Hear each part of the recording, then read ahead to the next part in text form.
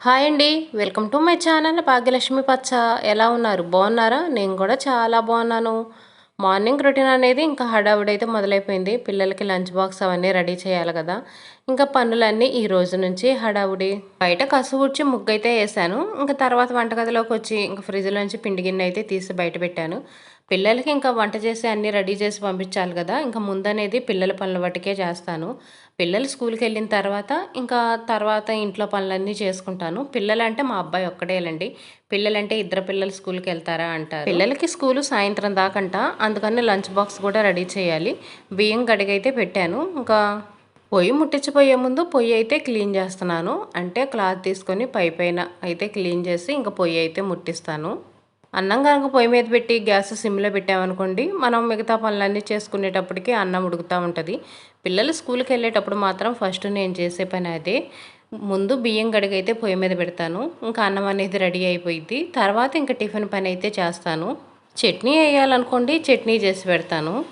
చట్నీ చేసి కనుక పక్కన పెట్టేసుకున్నాం అనుకోండి, తర్వాత వెంటనే కూర చేస్తాను. ముందు రోజే ఏం కూర చేయాలి, ఏం కూరగాయలు ఉన్నాయి లేవని ముందే చూసుకుంటాను. చూసుకొని ఇంకా తర్వాత కూరగాయలు అయితే కట్ చేసి కూర అయితే చేస్తాను. ఈరోజే కదా ఫస్ట్ డే, కొంచెం టెన్షన్గా ఉంది. ఏం కూర చేయాలి, లంచ్ బాక్స్ అన్నీ రెడీ చేస్తానా లేదని కొంచెం పనులు అనేవి టెన్షన్గా అనిపిస్తున్నాయి. ఫస్ట్ డే కదా, ఇంకా అలవాటు అయిపోయింది. 2 రోజులు పోయామంటే ఇంక మనకు పని అనేది అలవాటు అయిపోయింది. రోజు మార్నింగ్ రొటీన్ అనేది కొంచెం ప్రశాంతంగా చేసుకుంటున్నాం కదా. ఈరోజు కొంచెం టెన్షన్గా పనులనేవి హడావుడిగా చేయాలంటే కొంచెం మనకి ఈరోజు పని అనేది అర్థం కానట్టుగానే ఉంటుంది. ఇంకా చట్నీ అయితే చేశాను. ఇంట్లో శనగిత్తనాలు అయితే లేవు, అందుకని శనగపప్పు అయితే ఉన్నాయి. ఈరోజు శనగపప్పు చట్నీ చేశాను. శనగపప్పు చట్నీ అనేది అసలు ఎప్పుడూ చేయలేదు, ఇదే ఫస్ట్ టైము. ఇంకా స్నానానికైతే నీళ్ళు పెట్టేశాను పొయ్యి మీద. ఇప్పుడు కొంచెం చలిగా ఉంటుంది కదా. ఉదయం పూట అయితే పిల్లలు మామూలుగా వేడి నీళ్ళతోనే స్నానం చేస్తారు. సాయంత్రం అనుకోండి చన్నీళ్ళతో స్నానం చేస్తారు, కానీ ఉదయాన్నే చలిగా ఉంటుందని చెప్పేసి ఇంకా వేడి నీళ్ళతోనే స్నానం చేస్తారు. అందుకని ఒక పొయ్యి మీద అయితే ఇంకా వేడి నీళ్ళు పెట్టేశాను. ఈ లోపు అయితే ఇంకా దోసల పిండి అయితే కలుపుతున్నాను. టిఫిన్ అయితే ఇప్పుడు చేయను. వాళ్ళు స్కూల్కి వెళ్తారు కదా, వాళ్ళు స్నానం చేసి రెడీ అయిన తర్వాత దోశలు పోసిచ్చాను అనుకోండి, ఇంకా అప్పుడు వేడివేడిగా తింటారు. ఇప్పుడే మనం టిఫిన్ రెడీ చేసి పెట్టామనుకోండి ఆరిపోతాయి, పిల్లలు సరిగ్గా తినకుండా వెళ్తారు. పిల్లల క్యారేజీ కూడా చూడండి బల్ల మీద పెట్టాను. ఇంక ఇప్పుడల్లా అవసరం లేదు కదా, ఇంకా దాన్ని కింద ఉంచడం ఎందుకని బల్ల మీద పెట్టాను. బల్ల మీద ఎలాగో చీర కప్పు ఉంచుతానుగా, దుమ్ము పడదని ఇంకా బల్ల మీద అయితే పెట్టేశాను. ఇంక ఈరోజే ఓపెన్ చేస్తున్నాను. స్కూలు మధ్యాహ్నం దాకే అని చెప్పారు. మళ్ళీ అప్పుడప్పుడు సడన్గా సాయంత్రం వరకు ఉందని స్కూల్ అని చెప్పారు. అందుకని ఇంక క్యారేజీలు అవన్నీ కడగలేదు. ఇంక ఇప్పుడు సడన్గా చెప్పారు కదా, ఇంక అందుకనే క్యారేజీ అయితే తీసి కడుగుతున్నాను. క్లాత్ కప్పుంచాను కదా, క్యారేజీ మీద అసలు దుమ్ము అయితే లేదు. క్యారేజీ కూడా కొంచెం కూడా పాడవలేదు, కొత్త దానిలాగా ఉంది. ఎన్నాళ్ళలో కావట్లేదు కదా, ఒక నెల 2 నెలలు అంతకంటే ఎక్కువేం అవ్వట్లేదు కదా. కింద ఎక్కువ అరమార్లు కానీ కబోర్డ్స్ కానీ లేవు, చాలా తక్కువగా ఉన్నాయి. అన్నీ అడ్డంగా ఉంటాయి, నాకు అదే ఇబ్బంది. అందుకనే బల్ల మీద అయితే పెట్టేశాను. ఇంక ఇదిగోండి సబ్బు తీసుకొని మొత్తం నీట్గా అయితే రుద్ది కడుగుతున్నాను. ఇంకా ఈరోజు అంట్లు కడగలేదు, బట్టలు ఉతకలేదు, ఏ పని చేయలేదు.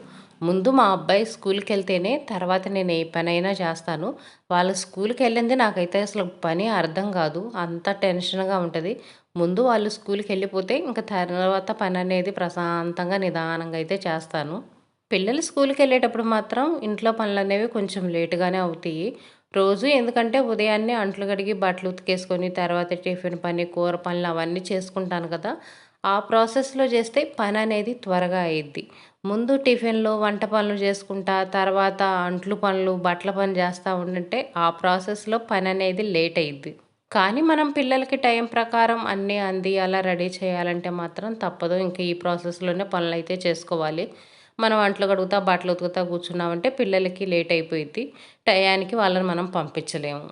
లేదనుకోండి ఇంకా 5 గంటలకు అలా నిద్ర లేచామంటే ఉదయం పూట బట్టల పని ఆ పనులన్నీ చేసుకొని తర్వాత వంట చేసుకోవచ్చు.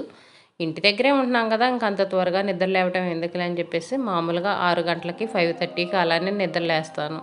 ఈరోజు కూర అయితే ఏం చేయాలో అర్థం కాలేదు. నైట్ అయితే దొండకాయ ఫ్రై చేద్దాం అనుకున్నాను. ఇప్పుడు దొండకాయలు కట్ చేసి వాటిని ఫ్రై చేసి వాడికి బాక్స్ కట్టే అంత టైం అయితే లేదు.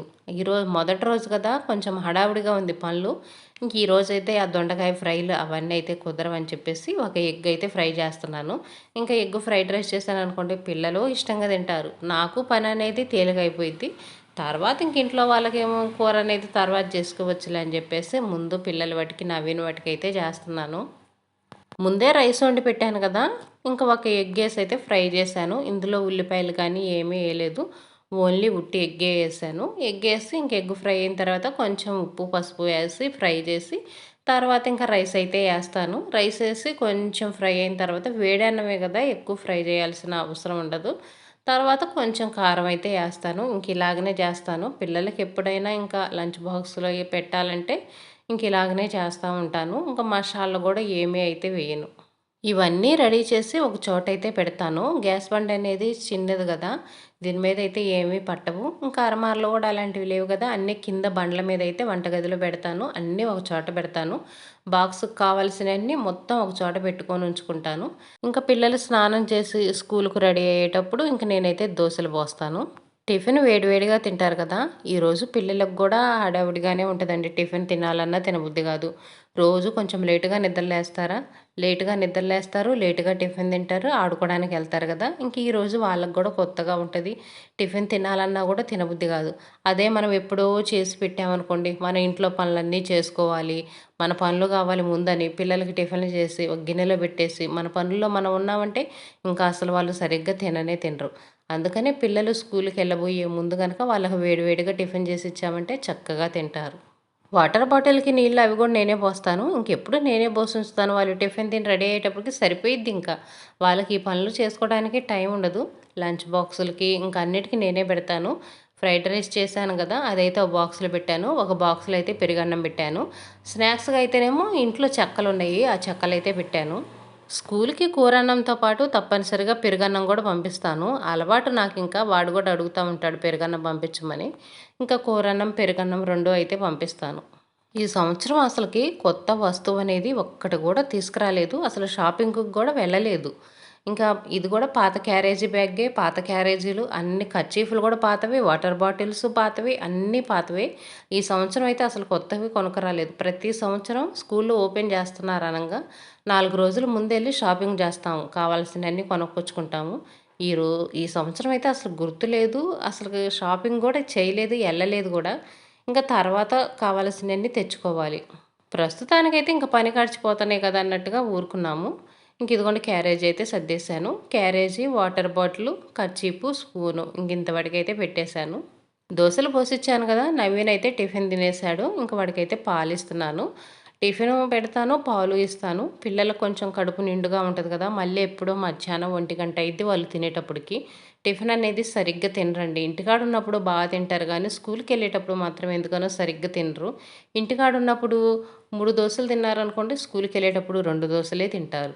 ఉదయం పిల్లలకి సరిగ్గా తినబుద్ధి కాదు, అందుకనే పాలైతే ఇస్తాను. పాలు తాగారనుకోండి ఇంకొంచెం కడుపు నిండినట్టుగా వాళ్ళకి మధ్యాహ్నం దాకా ఆకలి కాకుండా ఉంటుందిగా. ఉదయానికి, సాయంత్రానికి 2 పూటలకి స్నాక్స్ పెట్టడానికి, ఫ్రూట్స్ అవి పెట్టడానికి అన్ని టైంలో మన దగ్గర ఉండాలి కదా. ఇంకా అందుకని తినేదేదో కొంచెం కడుపు నిండా తిన్నారనుకోండి ఆకలి కాకుండా ఉంటుంది. పాలు తాగిన తర్వాత ఇంక ఇదిగోండి పౌడర్ రాసి తల అయితే దూంతాను. ఒక్కోసారి నేను ఖాళీగా ఉంటే ఈ పనిలో నేను చేస్తాను. ఇంకేదైనా వంట చేస్తాను నేను బిజీగా ఉన్నాను అనుకోండి, వాడే రెడీ అయ్యి వెళ్తాడు. అంటే పనిని వీలుని బట్టి అయితే చేస్తుంటాను. ప్రతిరోజు అయితే పౌడర్ రాసి తలకాయ ఏం దుమ్మలేండి, ఖాళీ ఉన్న దాన్ని బట్టి చేస్తుంటాను. ఎండలో తిరిగి ఆటలాడి పిల్లలు చూడండి ఎలా అయిపోయారో, కలర్ అనేది పూర్తిగా చేంజ్ అయిపోయారు. మా పిల్లలైతే మధ్యాహ్నం టైంలో కూడా ఆటలాడుతూనే ఉంటారండి. ఎవరొకళ్ళ ఇంటికి వెళ్ళటం, ఏదో ఒక ఆటలాడుకోవటం, ఇంకెప్పుడు తిరిగినోళ్ళు తిరిగినట్టుగానే ఉంటారు. ఈరోజు స్కూల్కి వెళ్ళాలంటే పాపం డల్గా ఉండారనుకోండి. ఆటో వచ్చేటప్పటికి ఇంకా నవీన్ అయితే ఎలాగోలా రెడీ చేశాను. ఈరోజు ఫస్ట్ రోజు కదా, అసలు రెడీ చేయగలుగుతానా లేదా, టయానికి అన్నీ అందించగలుగుతానా అని కొంచెం అయితే టెన్షన్ పడ్డాను. ఇంకెలాగోలా రెడీ చేశాను. 7:30కి అలా అయితే ఆటో వచ్చింది. ఈరోజు కొంచెం లేట్గానే వచ్చింది. ఫస్ట్ డే కదా, పిల్లలందరూ వస్తారో రారో అని చెప్పేసి ఇంకా కొంచెం లేట్గానే వచ్చింది ఆటో కూడా. తర్వాత ఇంకా నేను హాట్ వాటర్ తాగేసి పని అయితే మొదలుపెట్టేశాను. నవీన్‌ది స్కూల్ బ్యాగు. స్కూల్ బ్యాగ్ ఉతుకుదామని 2, 3 రోజుల క్రితమే తీసి అయితే బయట పెట్టాను. బుక్స్ అన్నీ ఒక గోతంలో పెట్టి బ్యాగ్ అయితే బయట పెట్టేశాను. ఇంకా బ్యాగు తీసిన కాడ్నుంచి వర్షం స్టార్ట్ అయింది. ఇంక వర్షంలో బ్యాగులు ఉతికామంటే వాసన వస్తాయి కదా, అందుకనే ఉతకకుండా ఇంకా అలాగనే ఉంచాను. ఇంకా అట్టలేసిన బుక్స్ అయితేనేమో సంచిలో పెట్టించాను. ఇప్పుడు అన్ని బుక్స్ తీసుకెళ్లాల్సిన అవసరం లేదు కదా, హ్యాండ్ రైటింగ్ కోసమని ఒక పుస్తకం తీసుకొని రమ్మన్నారు, ఒక నోట్సు. ఇంకా ఆ నోట్సు, పెన్నులు, పెన్సిల్ అవైతే తీసుకొని వెళ్ళారు. ఇంకా బ్యాగ్ అయితే సరిపేసి నానబెట్టాను. మా అమ్మాయి బ్యాగ్ కూడా తీశాను ఉతుకుదామని.